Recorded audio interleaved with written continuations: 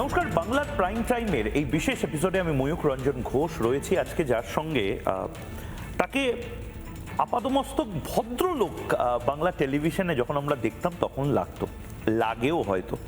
আমি প্রথমে আলাপ করিয়ে দিই, স্নেহাশিস চক্রবর্তী এই মুহূর্তে আমার সঙ্গে রয়েছে। স্নেহাশিস দাকে অনেকেই দেখেছেন। স্নেহাশিস দা তৃণমূল কংগ্রেস করেন। স্নেহাশিস দা রাজ্যের প্রাক্তন পরিবহন মন্ত্রী এবং এর পাশাপাশি অনেক দায়িত্ব স্নেহাশিস দা পালন করেছেন।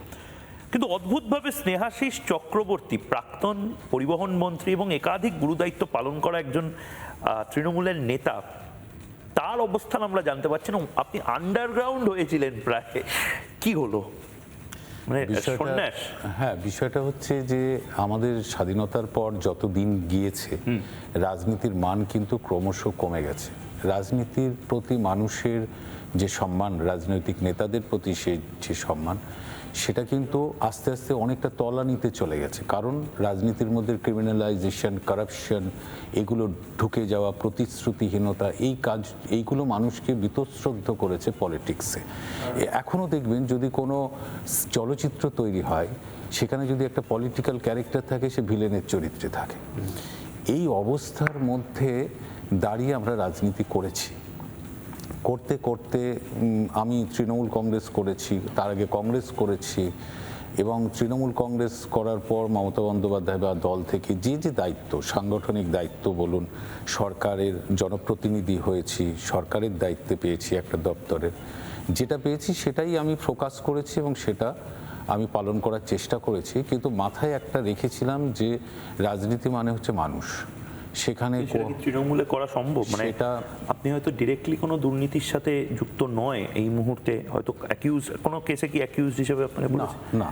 তাহলে আপনি তো যার পাশে, মানে চারপাশে যারা রয়েছে তাদের তো ভুরি ভুরি দুর্নীতি, এবং সেটা মানুষ তো পছন্দ করলো না। না, একেবারে তাই। সেসব তো ঘটেছে। এইগুলো আমাকে প্রচুর হার্ট করেছে। এবং আজকের রাজনীতি যেখানটা এসে দাঁড়িয়েছে, ধরুন কয়েক দশক ধরে আমরা দেখেছি যে বাংলায় একটা নির্বাচন হওয়া মানে 10 জন, 20 জন, 50 জন পর্যন্ত খুন হয়ে যায়। একটা গণতান্ত্রিক নির্বাচন খুন হয়ে যায়। এবার ধরুন যে দল জেতে, যে দল হারে, কাউকে ঘরছাড়া হতে হয়, এলাকা ছাড়া হতে হয়। এটা পরম্পরায় চলতেই থাকছে। এটা সিপিএমের সময় ছিল, তৃণমূলের সময়ও ছিল, এখনও ছিল, এটা কন্টিনিউ করছে। এবং কোনো রাজনৈতিক দলই সংগঠিতভাবে এই দায়িত্ব নিচ্ছে না যে রাজনীতি থেকে হিংসাকে দূর করে দেওয়া। কিন্তু সেটা বিজেপি তো করছে। মানে বিজেপির প্রায় 2 মাসের মধ্যে একটাও তো পোস্ট পোল ভায়োলেন্সের ভয়ঙ্কর কেস আমরা সেটার দিকে তাকিয়ে থাকতে চাই। খুব নির্দিষ্ট দেখুন, ডিমের অ্যাটাক হচ্ছে, কিন্তু ডিম নিয়ে যে জিনিসটা হচ্ছে, এটা আমার একটা, মানে এটা আমি আপনার সাথেই শেয়ার করছি, আমার একটা মনে হওয়া এটা যে ডিমের ওপর দিয়ে ব্যাপারটা যাচ্ছে। যদি মানুষের রাগ যে পরিমাণে, হয়তো এই ডিমের অ্যাটাকটা সেটা আরো অন্য ভয়ঙ্কর দিকে যেতে পারতো, যেভাবে পাড়ায় পাড়ায় তৃণমূলের ওপর। একেবারে ভুল বলছেন না, তা ঠিকই বলছেন। তবুও এটা আপনি মনে করেন মানুষের রাগটা প্রচন্ড? হ্যাঁ, ক্রিয়া তার প্রতিক্রিয়া থাকে, সেগুলো চলছে। কোথাও কোথাও মানুষ টর্চার্ড হয়েছে, কোথাও কোথাও মানুষ অপমানিত হয়েছে। একটা নির্বাচনী পালা বদলের পর সেটা কিছুটা প্রতিক্রিয়া আমরা দেখতে পাচ্ছি। কিন্তু নতুন যে সরকার এসছে, সেই সরকারও এই রাজনীতি থেকে হিংসা দূর করার যে দল ক্ষমতায় এসছে, সেটা যদি তারা করতে পারে তাহলে সেটা বাংলার জন্য ভালো হবে। এবং আমরা সেই দিকে তাকিয়ে থাকবো অবশ্যই করে, যে সেটা কিভাবে কন্ট্রোলড হয়। এবং বর্তমান যিনি মুখ্যমন্ত্রী, তিনিও লড়াই করে এখানে এসেছেন। তিনি একসময় পরিবহন মন্ত্রী ছিলেন, মানে ইনফ্যাক্ট আপনি তার চেয়ারেই অনেকদিন বসেছেন। হ্যাঁ, আমি একসাথে আমরা দল করেছি, তৃণমূল যুব কংগ্রেস করেছি। ও যখন মেদিনীপুরের যুব সভাপতি, আমি তখন হুগলির যুব সভাপতি। আচ্ছা। আবার ও শুভেন্দু অধিকারী যখন রাজ্যের যুব সভাপতি, আমি তখনও জেলার যুব সভাপতি। ওর সাথে আপনার তো একটা কালি তো আপনার গায়ে লেগে আছে।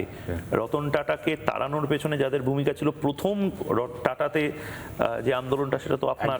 প্রথম আমরা টাটারা যখন আসে তখন জেলা যুব সভাপতি আমি, এবং মেদিনীপুরের শুভেন্দু অধিকারী ছিল। এবং সিঙ্গুরের যে কৃষি জমি রক্ষার যে লড়াই, সেই লড়াই আমরা নেতৃত্ব দিয়েছি, তেমন নন্দীগ্রামে শুভেন্দু অধিকারীও নেতৃত্ব দিয়েছে। আপনি এখন শুভেন্দু অধিকারীর সাথে কি যোগাযোগ রেখে চলছেন? তাই জন্য না, সেরকম যোগাযোগ নেই, একে নেই, কিন্তু রাজনৈতিক যে সৌজন্যতা সেটা তো আমি বজায় রেখেছি চিরকাল। আমি এই সৌজন্যতাহীনতার জন্য কিন্তু আমি অনেকটা বীতশ্রদ্ধ রাজনীতির প্রতি। মানে আপনি আপনার অবস্থানটা কি, মানে আপনি কি এখন তৃণমূলে আছেন না নেই? না, আমি একেবারে NCPI তে?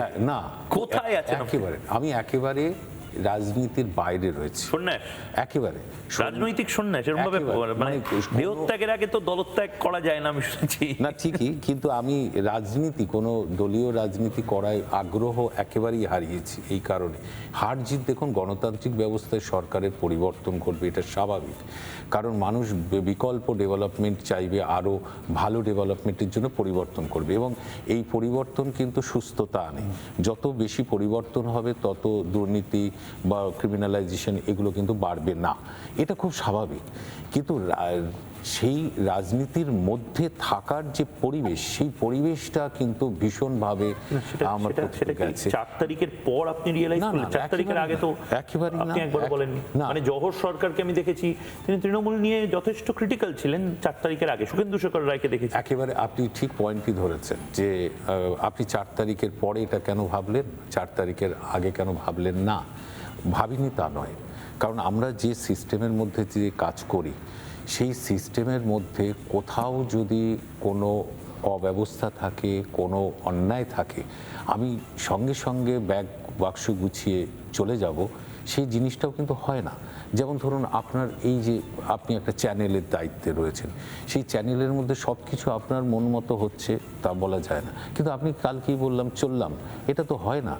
ফলে সেই ব্যবস্থার মধ্যে কাজ করতে হয়েছে, কারণ আমি জনপ্রতিনিধি ছিলাম, আমি একটা দপ্তরের দায়িত্বে ছিলাম, সেই দপ্তরের মাধ্যমে কাজ করার চেষ্টা আমাকে করে যেতে হয়েছে। কিন্তু আমি যখন দেখলাম এই নির্বাচনে ভোটে আমি হেরে গেলাম, মানুষ কিন্তু আমাকে হারিয়ে দিল, তখন আমি ভাবলাম, যখন মানুষ পরিবর্তন চেয়েছে, বদল চেয়েছে, নতুন কাউকে নিয়ে এসছে, কাউকে নিয়ে এসছে, কোনো দলকে নিয়ে এসছে, এটা তো মানুষের চাহিদা।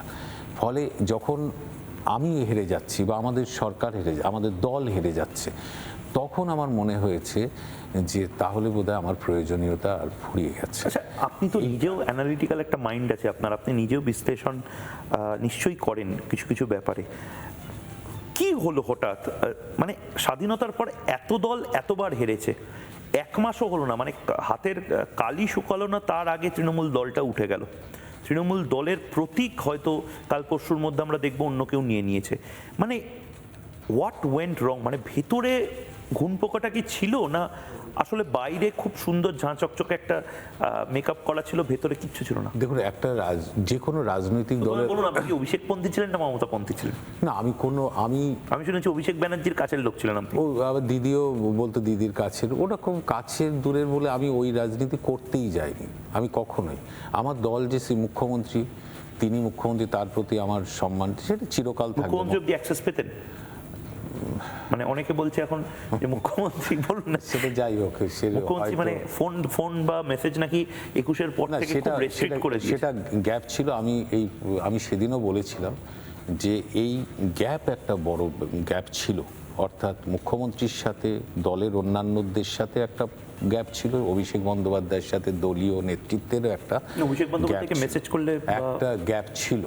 মানে আমি আমার কথা ছেড়ে দিই, আমি তো নগণ্য ব্যক্তি। আপনি নগণ্য কোন, আপনি মন্ত্রী। এই যে যারা চলে গেছে সিনিয়র, আমি সেটাই বলছিলাম যে একটা রাজনৈতিক দলের একটা ফিলোসফি থাকে, একটা দর্শনের উপরে একটা রাজনৈতিক দল নির্ভর চলে, এবং তার একটা ইতিহাস থাকে। যেমন জাতীয় কংগ্রেসের একটা ইতিহাস আছে, স্বাধীনতা আন্দোলনের ইতিহাস আছে, তার একটা ম্যানিফেস্টো আছে।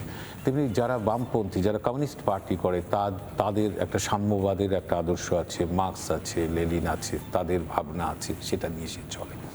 এখন যারা বিজেপি করে, তাদের একটা নিজস্ব দর্শন আছে, তার উপরে ভিত্তি করে চলে। কিন্তু তৃণমূল কংগ্রেস যে গঠন হলো, এটা কিন্তু শুধুমাত্র একজন ব্যক্তির লড়াই এবং একজন ব্যক্তির ভাবমূর্তির ওপরে কিন্তু তৃণমূল গঠন হয়েছিল, যেটা হচ্ছে মমতা বন্দ্যোপাধ্যায়। কোনো আদর্শ নেই একটা দলে, সেখানে তো আপনারা ছিলেন। এবার ঘটনাটা হলো, আমি সেটাই বলতে চাইছি, যখন দিদি অর্থাৎ মমতা বন্দ্যোপাধ্যায়ের লড়াই তার ভাবমূর্তির উপর নির্ভর করে একটা দল তৈরি হলো, এবং সেই দল লড়াই করে বামফ্রন্টের মতো একটা সরকারকে ক্ষমতাচ্যুত করলো, এবং 15 বছর সেই সরকার চললো, এবং মমতা বন্দ্যোপাধ্যায় তার মতো করে ডেভেলপমেন্টের চেষ্টা করলেন, এর উপরে ছিল। কিন্তু যখনই একজন ব্যক্তি কেন্দ্রিক একটি দল হবে, তখন সেই ব্যক্তির যখন দুর্বল হয়ে পড়বে, সেই ব্যক্তির যখন জনসমর্থন কমবে বা হেরে যাবে, তখন তার চারপাশের যে লোকগুলো সে কিন্তু সব চলে যাবে। যেটা এটা তো আপনি শিক্ষিত লোক হিসেবে আপনি তো আজ না হয় কাল না হয় পরশু এটা জানতেন যে যে সুপারস্টারকে ভিত্তি করে একটা ব্র্যান্ড চলছে, সেই সুপারস্টারের জনপ্রিয়তা আজ না হয় কাল পড়বে। তার জন্য 2 থেকে 3 নম্বরে যারা আছে বা সেকেন্ড র্যাঙ্ক যাদেরকে বলা হয়, তাদেরকে তৈরি করে যাওয়াটাও তো সেই সুপারস্টার বা সেই দলের উচিত ছিল। এটা তো তার মানে তো শুধু মমতা বন্দ্যোপাধ্যায় না, আপনাদেরও তো দোষ। আপনারা তো জানতেন যে মানে আজ না হয় 2030-এ এই দলটা থাকবে না, তার মানে হ্যাঁ, এই ঘটনা তাই ছিল। এর জন্য এটা মমতা বন্দ্যোপাধ্যায়কে কোনোদিন বলেননি আপনারা? মুখ্যমন্ত্রী না, সে সুযোগ তো কখনোই ছিল না। একটা ফিলোসফি মমতা বন্দ্যোপাধ্যায় বুঝতে পারেননি এটা? না, তিনি তার নিজস্ব দল তিনি তার মতো চালিয়েছেন, কিন্তু একটা ফিলোসফি সেট করে দেওয়া উচিত ছিল, যেটা ধরে আগামী প্রজন্ম তৃণমূল কংগ্রেস করবে। সেটার বোধহয় অভাব ছিল বলেই আজকে কিন্তু অর্থহীন মনে করছে যারা চলে গেছে, আমি তাদের কথা বলছি, যে আজকে আর মমতা বন্দ্যোপাধ্যায়ের পাশে থেকে হবেটা কি। এই কারণেই একেবারে ভয়ঙ্কর ভাবে। সেটা কি টাকার জন্য?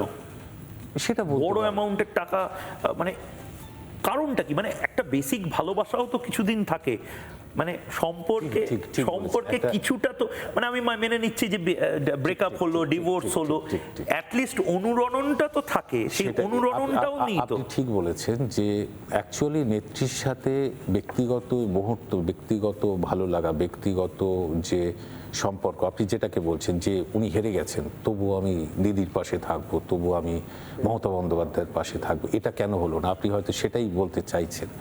আমি সেটাই কয়েকদিন আগে বলেছি, সেটার কিন্তু একটা গ্যাপ ছিল। এই গ্যাপটা কিন্তু এই সর্বনাশটা করে দিয়েছে। অর্থাৎ একটা দূরত্ব ছিল। কবে থেকে? হ্যাঁ, এটা ধরুন প্রায় 10 বছর। 2021 থেকে। হ্যাঁ, এটা দিদির মতো চালিয়েছে মমতা বন্দ্যোপাধ্যায়। তিনি সরকার চালিয়েছেন, তার মতো করে চালিয়েছেন। কিন্তু আমার মনে হয় যে লিডাররা আজকে চলে যাচ্ছে, এমএলএরা এভাবে চলে গেল, তাদের সাথে সেই সম্পর্কটা মনে হয় ঘাটতি ছিল ভীষণভাবে। আমি কিন্তু এটাও কি একটা ফ্যাক্টর যে শুভেন্দু অধিকারী যে কারণে তৃণমূলটা ছেড়েছিলেন, 25 বছর তৃণমূল করেছিলেন শুভেন্দু অধিকারীর মনে হয়েছে যে আমি এই প্রাইভেট লিমিটেড কোম্পানি বা পার্টিতে যাই করে নিই না কেন, আমাকে বাকিদের সাথেই, বাকি 5-6 জনের সাথেই একভাবে দেখা হবে, এবং যোগ্যতার নিরিখে আমি অভিষেক বন্দ্যোপাধ্যায়ের থেকে অনেক বেটার, অনেক বড় হলেও আমাকে কোনোদিন অর্জুন হতে দেওয়া হবে না এই মহাভারতে। এটা কি আপনাদেরও মনে হয়েছে যে আমি যাই করে নিই না কেন, আমি সিইও কোনোদিন এই কোম্পানির হতে পারবো না?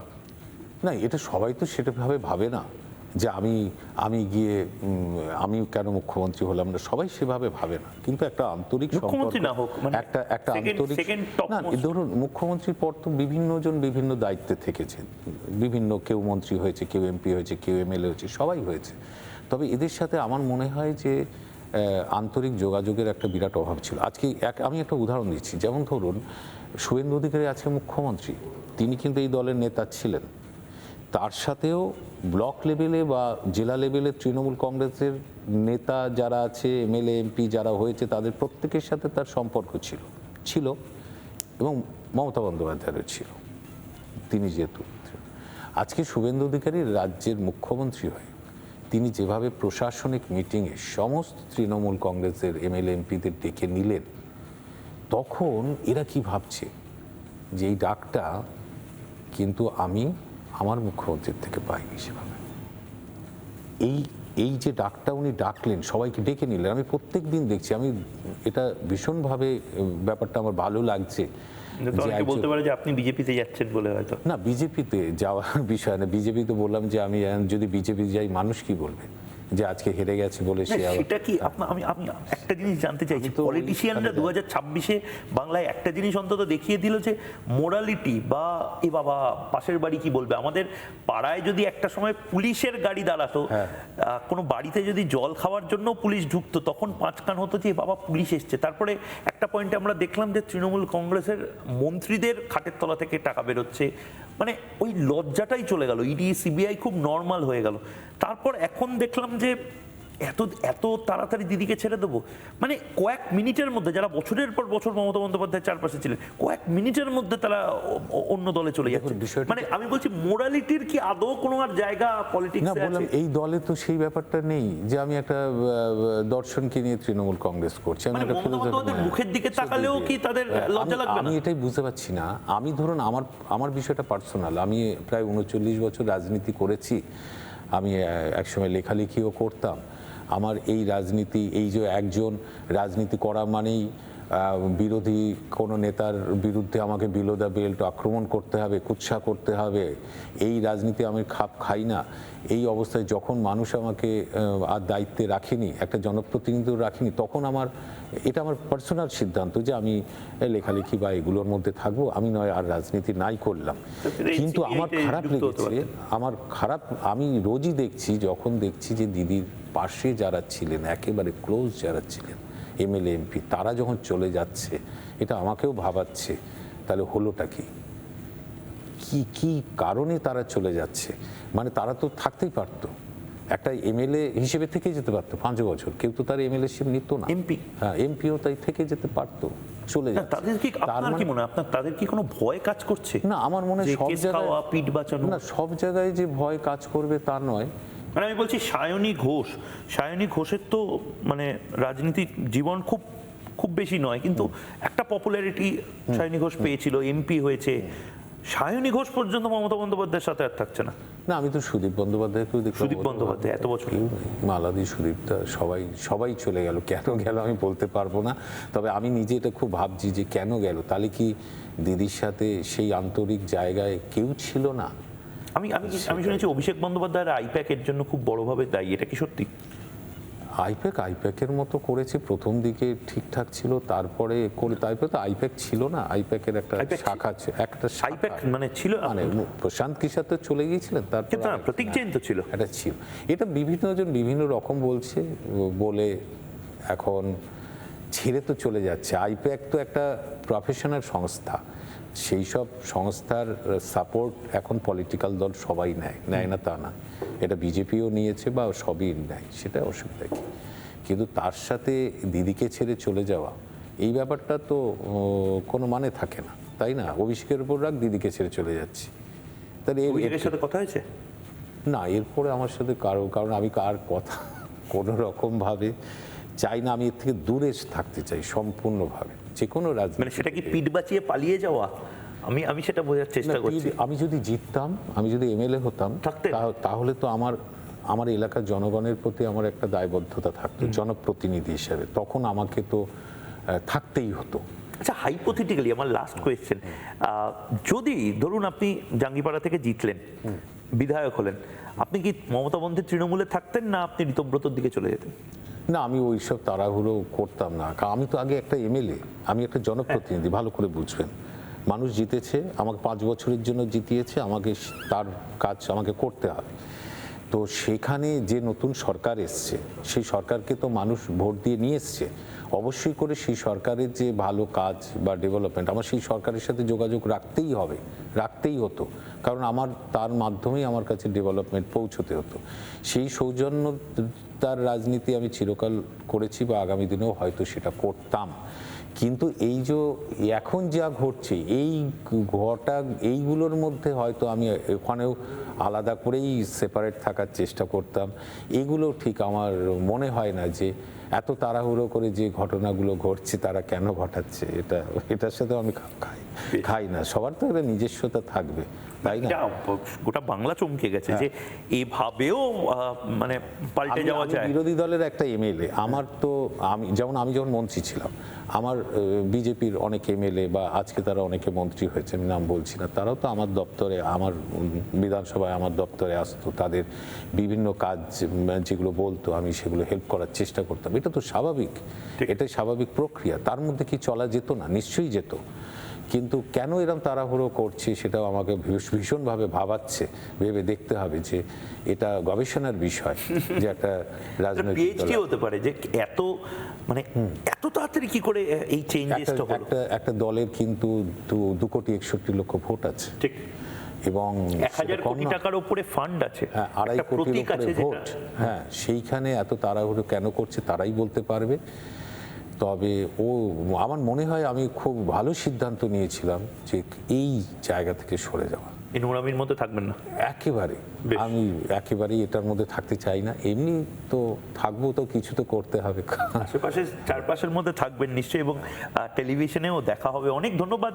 স্নেহাশিস চক্রবর্তী আমাদের সঙ্গে ছিলেন আজকের এই বাংলার প্রাইম টাইমে ময়ূখ রঞ্জন ঘোষের সাথে। স্নেহাশিস চক্রবর্তীর এই যে কথোপকথন, এই পডকাস্ট, এটা যদি আপনার ভালো লাগে এটা শেয়ার করুন, এবং তার পাশাপাশি কমেন্ট করে ময়ূখকে ট্যাগ করে জানান কোন কোন প্রশ্ন স্নেহাশিস দাকে করলে ভালো হতো। হয়তো পরে আরেকটা কোনো সাক্ষাৎকারে সে প্রশ্নগুলো নিয়ে আবার ফিরবো। আপাতত তারা ছোট্ট বিরতি নিচ্ছি, বিরতির পর ফিরে আসছি, সঙ্গে থাকুন।